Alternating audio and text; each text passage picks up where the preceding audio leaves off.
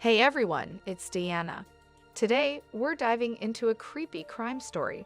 Stick around for the chilling details. This story tells about how sometimes it can be difficult to prove innocence and refute accusations, no matter how absurd they may be. After all, they can sometimes shatter the life of an innocent person. David Kemp was born in 1964 in Albany, Indiana, USA. He grew up as a prominent guy with an athletic build and was successful with women. In 1984, he met the beauty Kimberly Le Ren, and he fell head over heels in love. These feelings were mutual. However, at that time, David was already married to his high school sweetheart, and they had a daughter. He and his new girlfriend had a secret relationship, but they were soon exposed, leading to a divorce. Later, after 3 years, he married Kimberly. According to Kimberly, she was sure she had found the love of her life and would spend the rest of her days with him. However, our story's hero was not monogamous enough for Kimberly's dreams to come true. Just 3 years after the second marriage, David met a new girl, Stephanie McCarthy, at the fitness center where he regularly worked out. Initially, they developed a friendship, which continued even after the birth of their first son, Bradley, in 1993. During this time, David maintained a friendly relationship with the fitness center trainer. For 2 years, they didn't cross any boundaries, partly because his girlfriend was in a relationship with her own boyfriend. However, there was a noticeable attraction between them. In 1994, Stephanie broke up with her boyfriend, and David took advantage of the situation, inviting her on a date. He was quite bold, seemingly not intending to hide his extramarital affair, openly taking his lover to NASCAR races, restaurants, and nightclubs. Soon, suspicions arose in Kimberly about her husband's infidelity. At that time, she was pregnant with their second child. She directly asked him about it, and he admitted to his relationship with the fitness trainer. This led to the end of their second marriage. At that time, the wife was in her 5th month of pregnancy. On the day of the breakup, she told him to leave the house. David called his mother, asking if he could move back in with her since he was separating from his wife. However, he was refused, leading him into a rage. The parents clearly supported Kimberly, and he was unwanted. Talking on the phone, he began to destroy the kitchen. His mother got worried and called the police. Law enforcement arrived, but chose not to touch him as he also worked in the police force. They simply ignored the incident. His colleagues asked him to behave more calmly and not tarnish the honor of the police. The marriage finally dissolved, and the ex-husband and wife went their separate ways. After moving, a new girlfriend, Stephanie, moved into his apartment.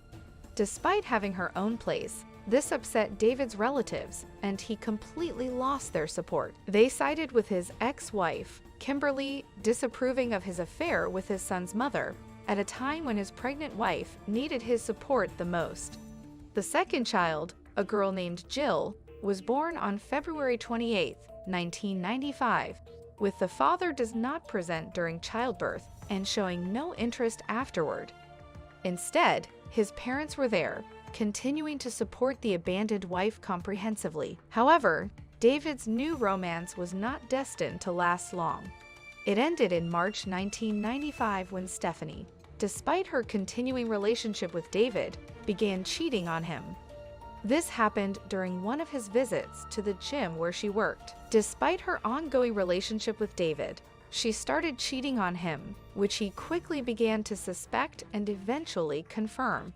She constantly disappeared on dates with her old boyfriend. One day, when David learned about her affair, he created a scene when Stephanie returned home late from work. It was unpleasant for David to feel betrayed. He took out his 9mm pistol, threatening to kill her and then himself. However, he was talked out of it, and the girlfriend left after that. It was obvious she had gone back to her former boyfriend. A few hours after this event, David reflected on his life and called his ex-wife, Kimberly, and apologized. Surprisingly, it worked. Apparently, his wife still had feelings for him, so she forgave him for all his mistakes. At that time, she desperately needed the support and help of her husband. David Kemp quickly packed his things and moved back to her, breaking up with the trainer. Strangely enough, the relationship between the man's parents also quickly changed. They were glad that their son had come to his senses and began to support the young couple again. It seemed like everything had returned to normal, and the participants in these events were happy again. During this time, Kimberly got a new, well-paying job in an insurance company. David left his job in the police force, despite having more than 10 years of experience. Instead, he turned to his uncle, who had a waterproofing store, and started working there. It turned out he didn't quit his job in law enforcement by chance.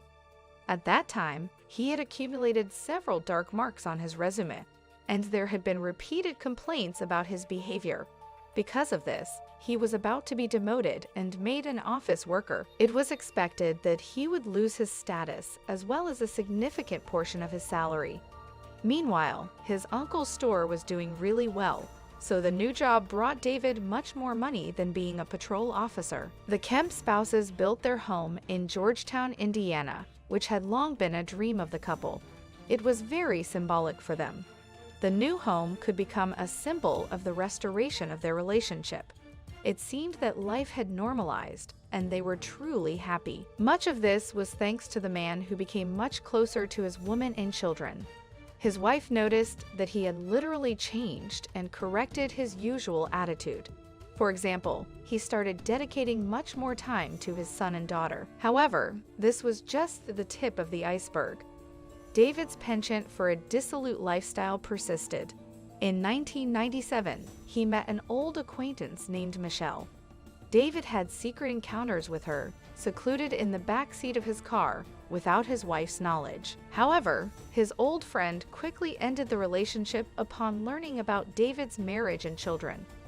Yet, the protagonist of the story did not despair and almost immediately found a new mistress, a girl from one of his friends named Lisa, who eventually also broke up with him for a committed relationship. David consistently repeated the same behavioral pattern, seeking new partners, and couldn't stop.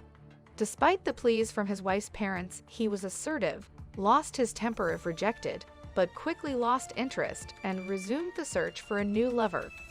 This dissolute behavior behind his wife's back continued for about 6 years. On September 28, 2000, Kimberly picked up her youngest daughter from dance class. The 5-year-old complained to her about a sharp pain in her lower abdomen, so they left the class earlier than usual. The woman also picked up her 7-year-old son, Bradley, from his swimming practice.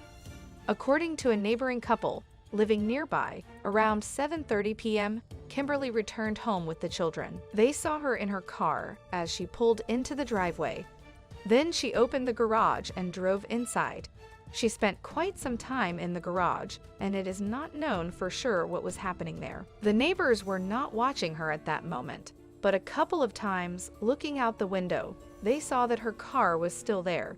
No cries or noises were heard until 9:20 p.m. At that time, her husband was at basketball practice. He stayed longer after the game, so he hurried home to avoid a quarrel with his wife and put the children to bed. The drive home took about 5 minutes. Returning around 9:30 p.m., he saw that the garage was open, which surprised him. He entered and saw a horrifying scene: his semi-nude wife with a gunshot wound to the head, lying on the floor in a pool of her own blood. The driver's door of the car was wide open, and the children were on the back seat. His daughter Jill and his son Bradley showed no signs of life. At some point, it seemed to the man that his son flinched. The father thought that the boy could still be helped, so he pulled him through the seat from his sister's side of the car. The boy was still warm, and having skills acquired during his police service, the father tried to administer first aid. However, the child had already passed away. David then called 911 in a panic, shouting to the dispatcher that they needed to send all available medics and police to his house because his wife and children were dead. Meanwhile, David ran to his uncle's house nearby and told him about the monstrous tragedy that had befallen his family. The uncle was a serviceman. He grabbed his gun and ran with David to his house to check what had happened. He literally had to force the grief-stricken head of the family away from the house. Shortly afterward, law enforcement and emergency services arrived at the scene. Initially, the police assumed that the murder was related to an attempted robbery, during which the residents arrived home at an unfortunate moment and were attacked. However, no signs of break-in or missing items were found. The former police officer's wife had her pants down, and her shoes were neatly placed on the car roof. For this reason, detectives speculated that a sexual assault had occurred, and the woman was shot because the children might have witnessed something and become witnesses, and they were also killed. At the same time, it didn't seem like a random act. The police found only 3 shell casings, corresponding to the number of gunshots to the head. There were no stray bullets, which are usually present in spontaneous attacks. After the forensic examination, traces of the perpetrator's skin were found under Kimberly's fingernails, which were sent to the DNA laboratory for analysis. In addition, the police found a palm print on the vehicle that the deceased used. Another piece of evidence was a gray sweatshirt found on the back seat of the car with the deceased boy. At that time, the robbery version was ruled out, and the possibility of rape by an outsider was questioned. The police considered the former colleague of the head of the murdered family, David Camm, as the main suspect, as those closest are usually involved in such cases. Despite David not showing aggression towards his family before that day, his dissolute life played a crucial role in the detective's vision. If previously it was just a reason for gossip, as speculated by all neighbors, police colleagues, and acquaintances of the family, now it looked like a plausible motive. The family relationships, according to the information detectives had, were very tense, and it was possible that things were even worse, leading to a divorce due to the spouse's infidelity. Another event that could have pushed David to bloodshed was the increase in life insurance policy amounts.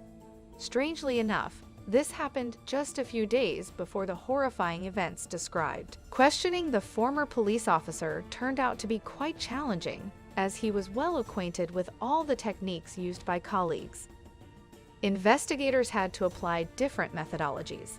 Pressure was exerted on David from the very beginning. Detectives tried to convince him to confess to the crime, as everything pointed to him, but he denied everything. He claimed he had no connection to the family's murder, that he never wished harm to his loved ones. According to David, not everything in the marriage was smooth. There were problems like in any other, and he honestly admitted to constantly cheating on his wife. Nonetheless, he continued to love her and the children. He added that he had no idea who could do something like this, as he and Kimberly got along with everyone in town. His wife had no enemies or ill-wishers. During the forensic examination, it was revealed that Kimberly was not raped, while her daughter had inflammations that could be related to violence or a urinary system disease. The expert, due to doubts, did not make the corresponding notes in the report. Autopsy showed that the deaths of the 3 individuals occurred approximately between 7:30 and 8:30 p.m. The widower's behavior appeared strange. At first, he refused to hand over the clothes used by his family for investigation, but later agreed. The man voluntarily provided materials for the analysis of his DNA. However, after this, he began to threaten detectives, saying that if they put him in prison, he would return from jail and kill them all. Criminalists conducted a crime scene check and compared the physical evidence with the condition of the bodies. A specialist detected a strong smell of chlorine at the murder scene. When he arrived for inspection, a large bucket and a mop were found at the crime scene. It was evident that someone had tried to clean bloodstains and rearranged furniture. Detectives immediately doubted that a random robber or rapist would bother to clean up after themselves. There were many peculiarities in the case: signs of cleaning, undressed Kimberly, an unknown sweatshirt on the boy, and the girl had unexplained injuries.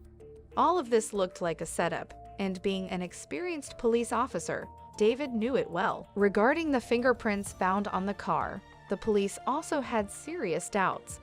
It was revealed that the car was parked in public places every day, so the fingerprint could belong to anyone in the town and might not necessarily be linked to the crime.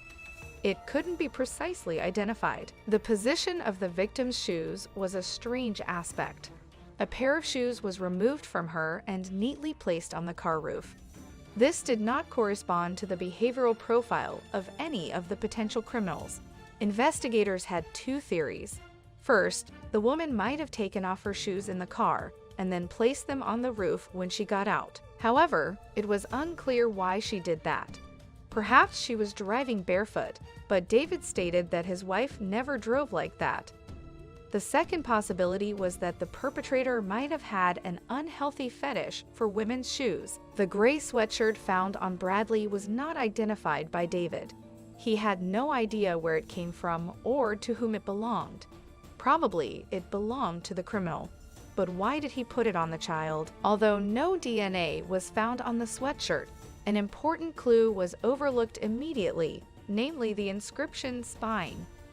Microscopic blood droplets, almost invisible to the naked eye, were found on David's clothing during a check. Examination showed that they belonged to his daughter. Based on this evidence, 36-year-old David Camm was arrested on charges of murdering his family. He faced charges of killing 3 people. In court, microscopic blood splatters on his clothes were considered the main evidence of guilt. The motive was considered infidelity and debauchery, which, according to the prosecution, drove the man to extremes. Moreover, there were neighbors who confirmed that gunshots from the garage were heard at around 9:20 p.m., shortly before David called 911 without dialing. The prosecution insisted on the guilt of the family head, but the defense countered the arguments. According to the lawyer and independent experts, in the case of close-range shooting, blood splatters on clothing would have been much more pronounced, and there would have been many more stains. David claimed to have an alibi. Immediately, 11 witnesses confirmed that he was at a basketball game at least until 9 p.m., and this fact was corroborated by David's mobile phone billing. Despite this, the prosecutors believed that there was ample reason to label David as the killer, and his alibi could be challenged. Due to David's intrigues, 12 women with whom he had relationships recently were involved in the court process. They all claimed that David flirted with them and used his police badge and uniform to get close. The DNA found at the crime scene was expected to be the main evidence of his guilt. However, upon examination, there was no match with David's DNA, and the handprint on the car also did not belong to the family head. All collected materials were analyzed using the criminal database, but no matches were found. Then the investigation focused on 8 microscopic blood droplets on David's clothing, which belonged to his daughter.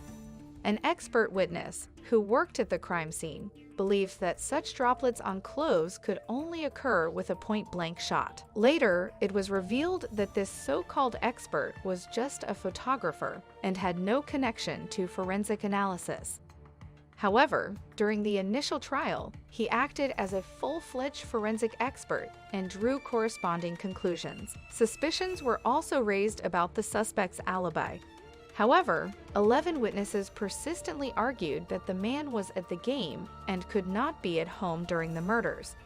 After the game, he should have taken a shower and changed at the very least. The genital trauma of the deceased girl, upon detailed analysis by forensic experts, was described as inflammation that the girl was experiencing at that time.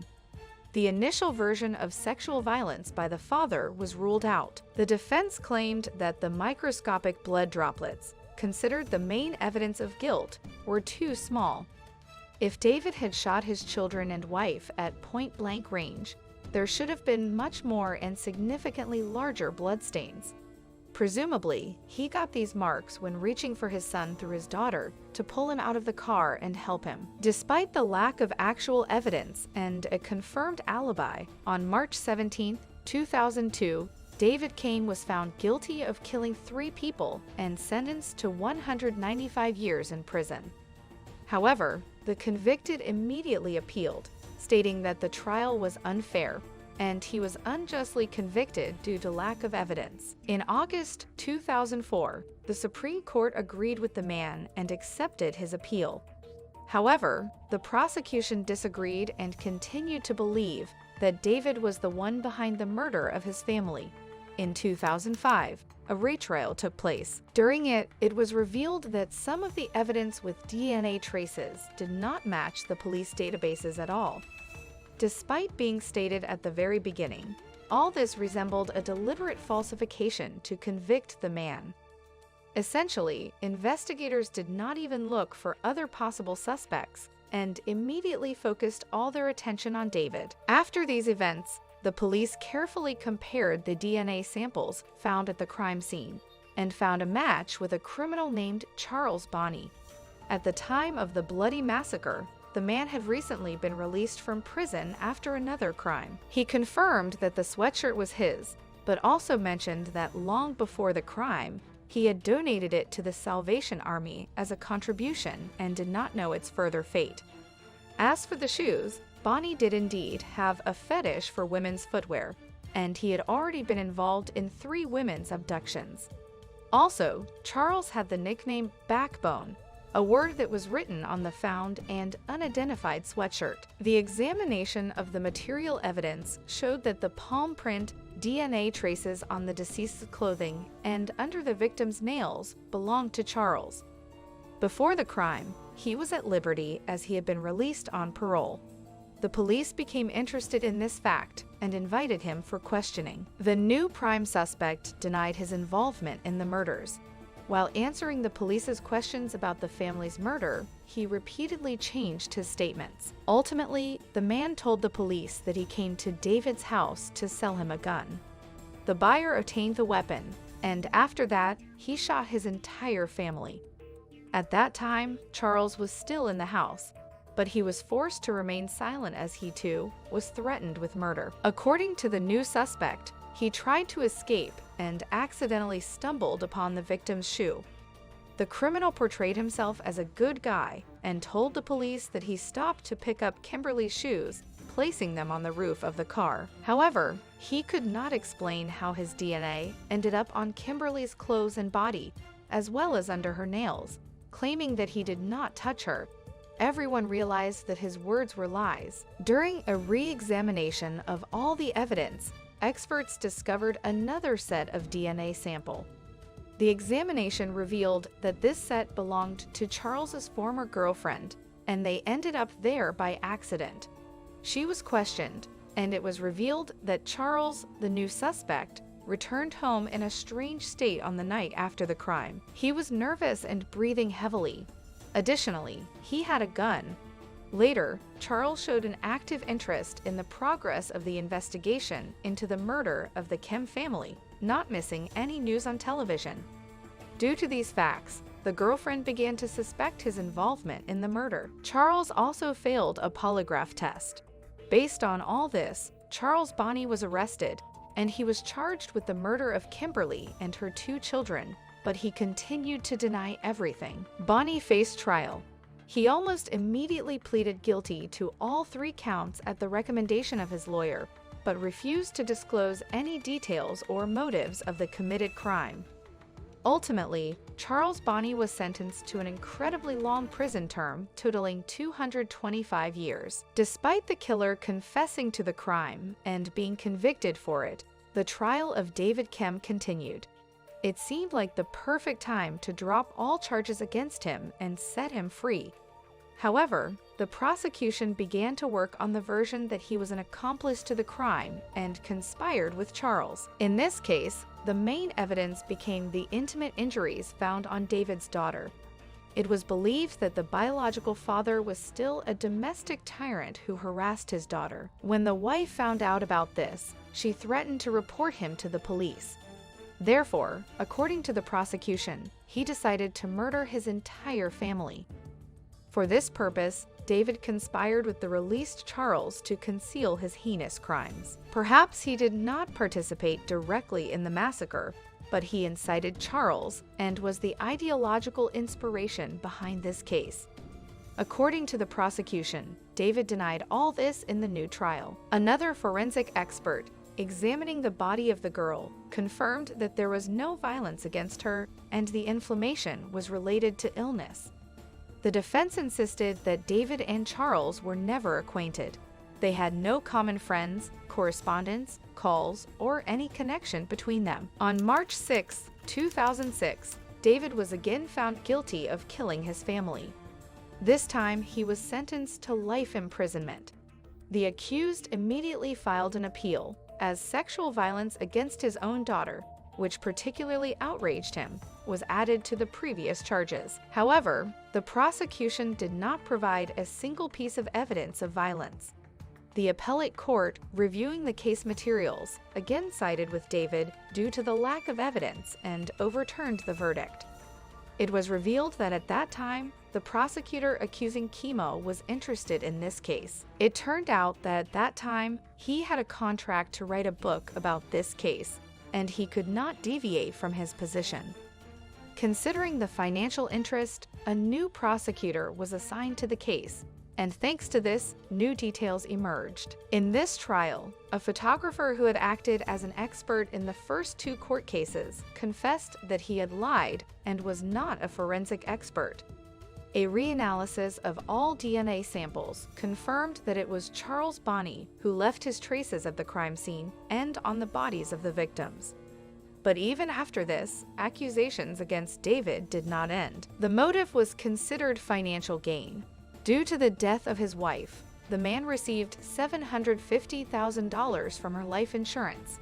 In the end, on October 24, 2013, David Camm was finally acquitted on all counts. Despite this, there were still dissatisfied people, completely convinced of his guilt, as well as those who fully justified the man due to the illegitimacy of the court and the problems he faced behind bars. David Camm sued the county and sought moral compensation of $30 million. The judge stated that the state experts rightfully assumed that blood spatters pointed to David, and no police officer deliberately tried to frame him. In the end, the man received $5 million in moral compensation for the time lost in prison. The parents of the deceased wife demanded payment from the man. They still believed that he was guilty of her death due to financial interest and demanded a portion of the money from the received insurance and moral compensation. Charles Bonney is still in prison and is serving his sentence of 225 years. Surprisingly, this result cost him 13 years, during which he tried to prove his innocence. Thanks for joining today's crime journey. I'm Diana, your guide in the shadows. Subscribe, hit the bell, and let's keep exploring mysteries together. Stay curious, stay alert, and see you next time. Take care.